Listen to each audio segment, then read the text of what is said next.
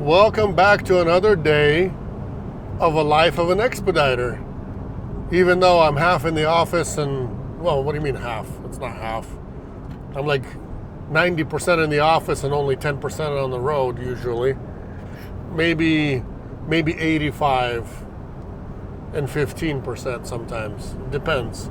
All depends. All depends what's out there, or how much they pay and all that kind of stuff, because really out here it became slower because LTL carriers right now, the LTL people, LTL means partials, and the final mile delivery companies, like XPO, Old Dominion, Peninsula Trucking, and then every city, every town has their own smaller companies as well that are not, nationwide. So everybody's kind of doing the LTL thing, and LTL, it costs a couple $100 to ship something cross country via LTL. Could take a week or two, but couple hundred versus in the end when the load comes out maybe around $1 a mile for somebody to go cross country. Couple hundred versus $1 a mile. If it's 2,500 miles, you guys do your own math. It comes out to be very expensive versus very cheap if you're doing expediting versus shipping it as a LTL/partial.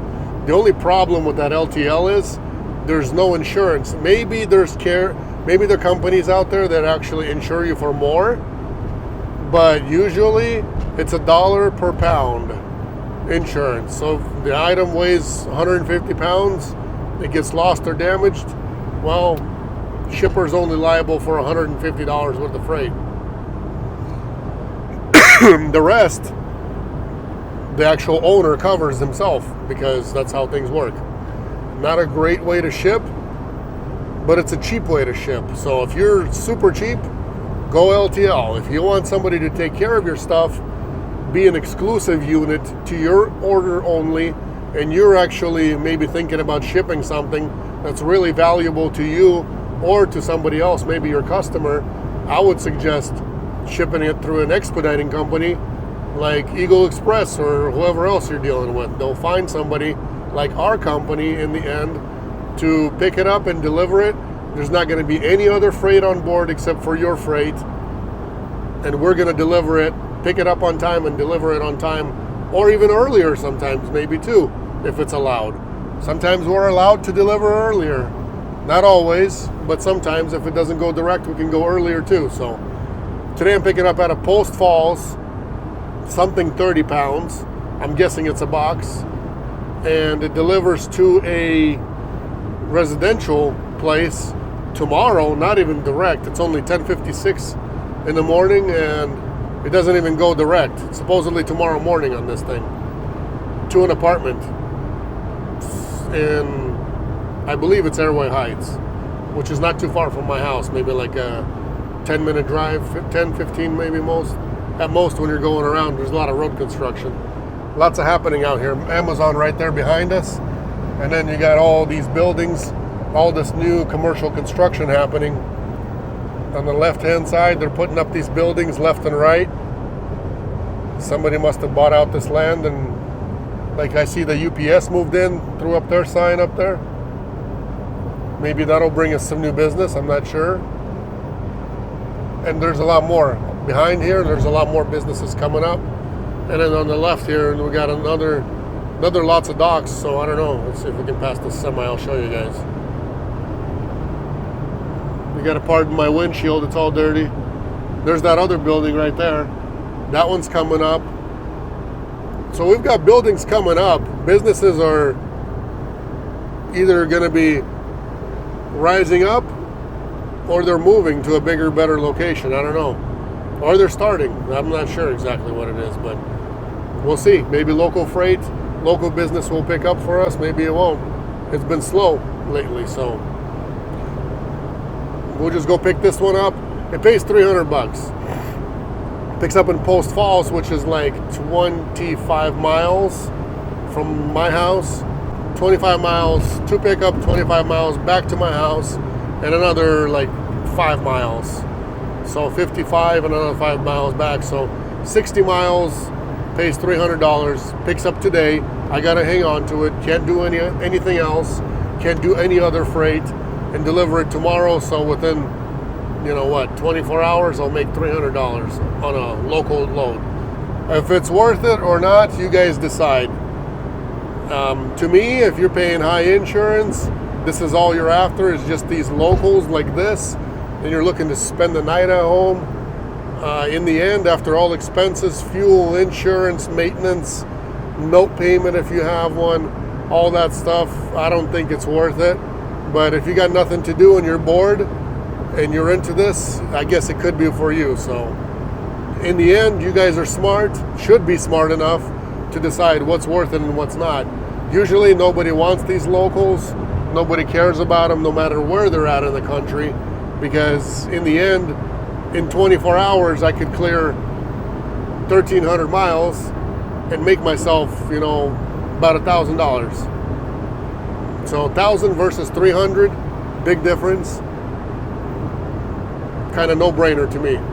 Let's go pick it up, see what this is all about. Like I said, 30 pounds worth of something. They wanted dock high. We gave them a Sprinter option. They came back saying, nope, it's got to be dock high. And I'm like, well, we can load it from the dock area. It's only 30 pounds. We'll hand load it, hand unload it. And then he said taking it to my representative, and then all of a sudden he gave it to us, which dock high for delivery, it doesn't even matter. If it delivers to an apartment, who cares? It's only for pickup. And I bet you when we get there, I kind of have a feeling that no matter what, we're still going to be able to pick it up, even if it's on a pallet and it's 30 pounds. I'll still pick up that pallet and load it in. Let's go see what it is. I'm really kind of itching to know what it is that they had to have dock high over there for. Who thought of this dock high on a 30-pound item?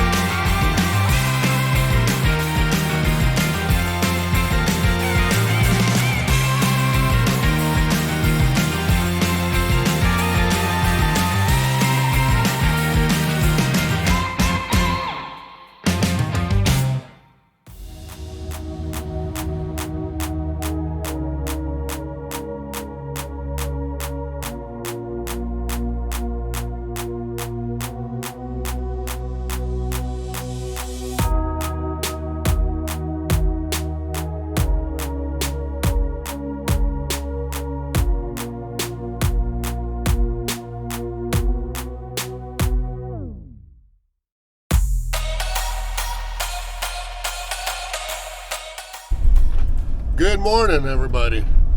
Next day, the day of delivery, so just a little bit down the, well, like 10, it's not even 10 miles. I think it's just about 5 miles from my house, just a couple miles down the freeway. And then it's on Highway 2, right off of Highway 2 anyway, where the delivery is. So I just got to go around Amazon area because they're doing road construction on that Hayford Road. And as soon as I get there, I hope that this person is going to actually be there because it's a residential delivery. They never gave us any kind of, what do you call it, phone number or anything like that. So we'll see. Hopefully client is there. And I just hope that they're going to be happy with the ripped up boxes. So today is the day where we're going to get client reaction, receiver's reaction.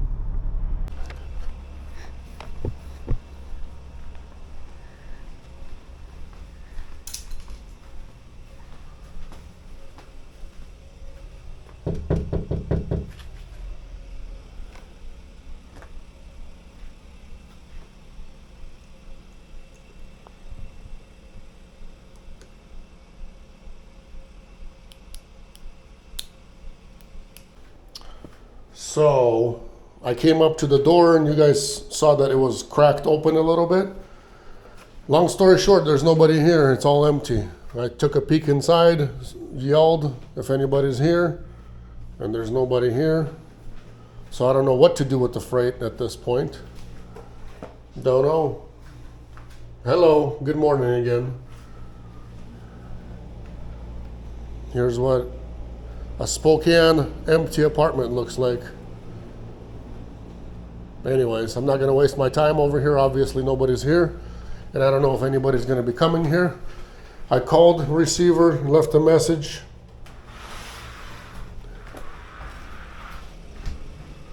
Nobody answered me. We'll see what happens. I don't know what I'm going to be doing with those boxes, so we shall see. I hope you guys don't think that I just, barged in the door. No, that's not what happened. I knocked on a cracked open door. Nobody answered. Then I went and tried to call, grabbed the phone, called, left a voicemail, nobody answered. So then I started looking in the windows from the outside, which is not illegal, especially in an apartment. So I looked inside and it looked like it was a bare, clean apartment, no furniture, no nothing. So that led me to go back, crack the door open a little more, yell in there a couple of times, hello, hello, anybody there, anybody there? Nobody was there, so I went inside, took a look-see for myself, nobody there. I'm now curious, I'm very curious to find out the rest of this situation now, how this is going to go and pan out, because now we're going to have to sit with the freight, hold it maybe, or take it back to the shipper, or go and dump it, and they're gonna have to pay something for this, because for the dump fee as well, not just for attempted delivery and all that kind of stuff. So I do not know. It's a mystery for all of us, so watch till the end, because there's got to be an end to this. Whenever it is, either today or tomorrow or whenever, there's going to be an end to this. So I'm very curious what the end is, and if you guys are too, write it in the comments. What do you guys think is going to happen next? Just pause for now. Write it in the comments. What do you think is going to happen to this freight? Is the owner going to show up over here? Or am I going to have to go deliver it to another address? Or since the freight is damaged, am I going to have to just go throw it away? Or am I going to take it back to the shipper? Write that in the comments. I want to know what you guys think, because it could be any of these. It's been over an hour and a half now, and broker's still trying to figure this out, supposedly. And they're now asking, we were waiting. Now the last thing we've heard is they're asking if we are willing to take it to Lathrop, California. I don't know how you pronounce it, right? Lathrop? Something like that. Which is like the Bay Area almost. Like Modesto over there. I told them, I don't know why you guys think it's worth to take damaged cardboard boxes from Home Depot all the way down there when they cost maybe $15, maybe $20 each. There's only 2 of them, and send them all the way down there. Plus, not only that, but they're damaged. What are we, what are we supposed to, in the end, this is like it's a weird situation in the end, so I have no clue what what the end of this is, but I'm already heading home.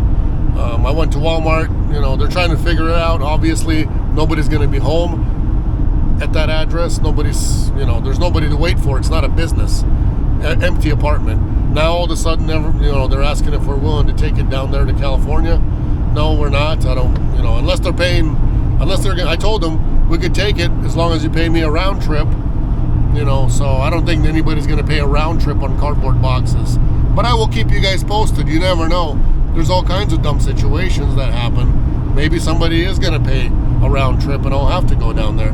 But I didn't really say no. I told them it's our local unit, and we're staying around here. But if we do have to go down there, they has to pay a round trip there and back. So we'll see what the answer is.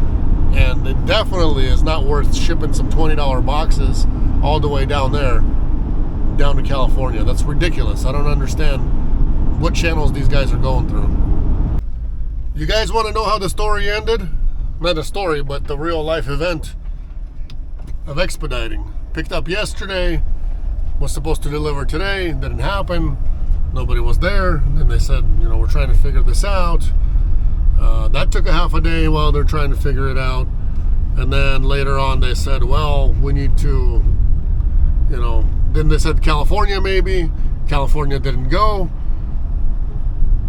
In the end, they said, okay, customer's okay with discarding the freight, so throw it away. Then I said, well, we need to get paid for, the stop off. We also need to get paid for detention of holding it all day and then sitting around. And then we also need to get paid for the dump fee. So in the end, then they said, well, we'll see what customer can approve. Then it went quiet. Nobody was asked, nobody was answering anything. We asked a couple of times, nobody answered. And I said, hey, why don't you guys just send us another $100 on this? The rate was originally $300. I said, send me another $100 and we'll call it good. That'll take care of the stop off, the dump fee, all that stuff, and detention of holding it. And shortly after that, they sent the rate sheet for $400 all together. Not on top, but $400 all in. So they added that extra $100. Now I'm heading to the dump to dump that pallet with those boxes and just throw it away. And I added some of my own stuff in there too. I added 2 more boxes that were from the printer that I did a run a while back. And then I also added some home stuff, some Amazon boxes and what other card boxes. I would burn all this at home if it was decent weather for burning, but we're in a burn ban area right now, so everything's been dry, plus all these wildfires nearby. If I start burning something, man, somebody will stone me to death out there, even on my own property. So usually I burn anything and everything at home. This time, we'll just kind of take it easy, take it to the dump. Plus I got paid to go to the dump anyways. So right now I'm heading to the dump and then heading to a place where I'm going to install tire pressure sensors, get them installed and balance my tires. And after that, I'm going to program those ones, and hopefully I'm going to have one less light on the dashboard, which is that tire pressure sensor light. So if you have the light and you guys have gotten it checked and they told you got bad batteries or low batteries in your sensors, might as well just go and order all of them. For the Sprinter 2015, what I have, I ordered myself a set of 4, and they were like $120 on Amazon. They came next day. I ordered them yesterday in the evening, and they showed up this morning already at my door. By the time I came and tried to deliver this load, and I came back home, they were already at my door. So that quick, less than 24 hours, they were already here. $120. So I'll go and get them put on, balance my tires at the same time, and then I'll just program them with my new AutoFix scanner. So we'll get that done too. I'll show you guys what I'm doing, if it's going to be still bright out. Hopefully it will. So dump first, then tires, then tire pressure sensors, programming. I got a full day. It's been a full day since yesterday.